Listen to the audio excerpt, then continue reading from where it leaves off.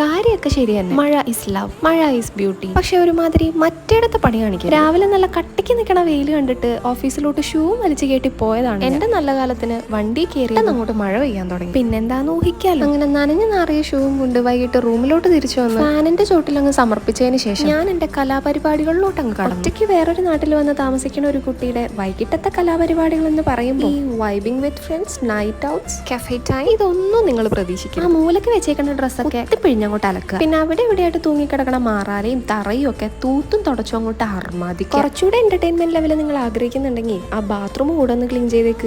ഇവിടെ നോക്കണ്ട, ഇന്ന് എനിക്കത് കൂട്ടിയാൽ കൂടില്ല. ഉണ്ടായിരുന്ന തുണിയെല്ലാം കഴുകി റൂമൊക്കെ അങ്ങ് വൃത്തിയാക്കിയപ്പോഴത്തേക്കും എന്റെ അടപ്പ് അങ്ങോട്ട് ഇളകി. Quite natural. പക്ഷെ കാര്യമില്ല, ടാസ്ക് ഇപ്പോഴും ഇൻകംപ്ലീറ്റ് ആണ്. സ്കിൻ കെയറിന്റെയും ഹെയർ കെയറിന്റെയും കാര്യം പറഞ്ഞ് വാങ്ങിക്കൂട്ടിയ സാധനങ്ങൾക്കൊന്നും കയ്യും കണക്കും. എന്തായാലും കാര്യങ്ങൾ ഇത്രത്തോളം ആയ സ്ഥിതി എല്ലാം കൂടെ വെള്ളത്തിൽ കലക്കി അങ്ങോട്ട് തേച്ചരച്ച് കുളി. കലാപരിപാടികളൊക്കെ കഴിഞ്ഞ് ഇന്ത്യയിലൊക്കെ ഞം കഴിച്ചിട്ട് ഞാൻ ഏതെങ്കിലും ഒരു മൂലയിൽ പോയി കിടക്കും. Okay bye.